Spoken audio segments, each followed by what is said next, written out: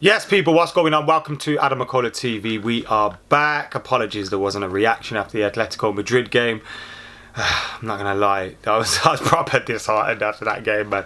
I got back quite late and I thought, I'll leave it till another day. I had Cheltenham the next day. And here we are. This is another day. And we are reacting to that. We're talking about Marcus Rashford as well as we're reacting to the news that he's been dropped by Gareth Southgate for the England squad amidst the backdrop of him leaving Old Trafford, getting into a little bit of a spat with a Manchester United fan, all that stuff. We'll have a chat about everything right here, right now. After the Atletico Madrid game, I was obviously gutted. United have been poor this season. I think we can all admit that. But in the cup competitions, you always have a little bit of hope, don't you? Especially in the Champions League as well. Although it's been poor for Manchester United, and you can say we're a poor team at the moment, we do have a squad that's littered with talented players, and you hoped that maybe one or two of those players could perform and get us through on the day in the competition. That didn't happen. Obviously, you could say we're a little bit unfortunate on the day, but ultimately United were naive, I thought. We played into Atletico Madrid's hands. We allowed them to waste time. The referee was poor too, but we can't blame the referee. And I ultimately thought we had ourselves to blame. We didn't create enough chances to win a tie over two legs. Or even, the game at Old Trafford, we didn't create enough chances. So, disappointing, yes, but probably made our own downfall. You know what I mean? So, yeah, that was disappointing.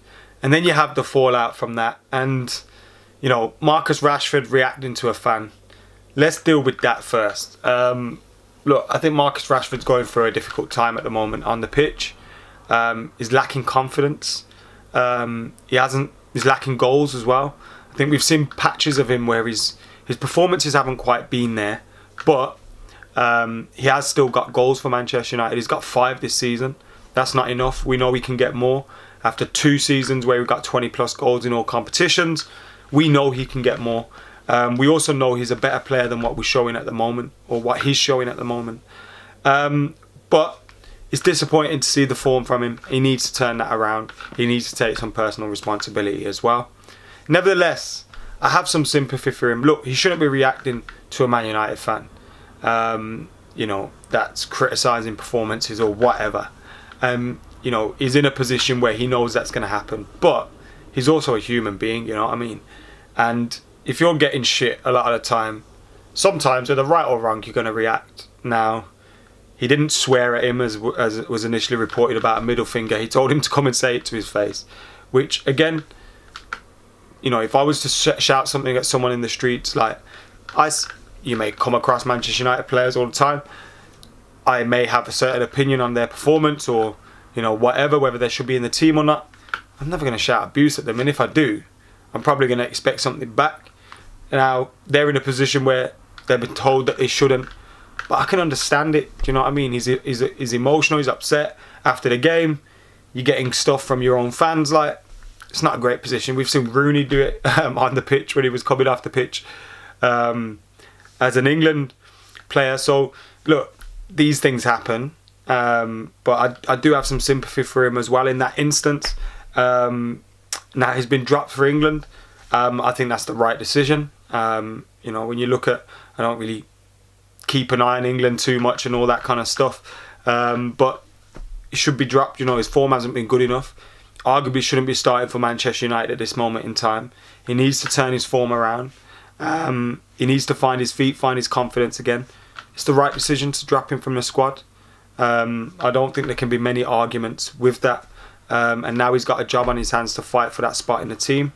But you also hear reports about him potentially leaving and all these kind of things. And I wouldn't want Marcus Rashford to leave. I still think he's a fantastic player. And we see great players, we've seen better players go through periods of time where they've had bad form, do you know what I mean? It's about how you turn it around.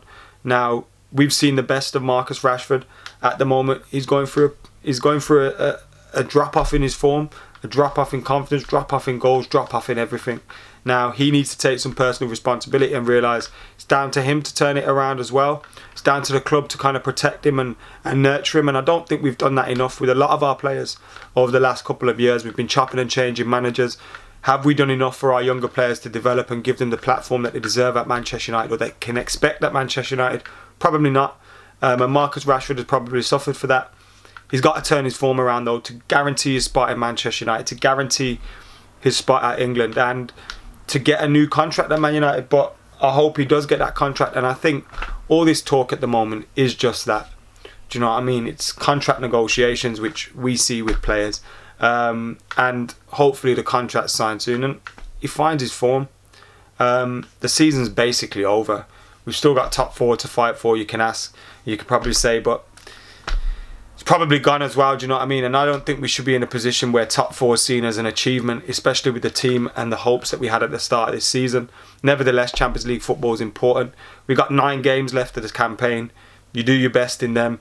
You win 7 or 8 of them. You might get top 4, you might not. But that's the position that we've found ourselves in because of our poor form. It's pretty shit times at United at the minute, isn't it? But yeah, Marcus Rashford at the minute kind of epitomises where we are as a club, I suppose. We need to turn things around and quick. There's been talk today as well that Erik ten Hag is the favourite within Manchester United to take the job next. They want him, but they're still making up their mind and they're still going through their process or whatever it is.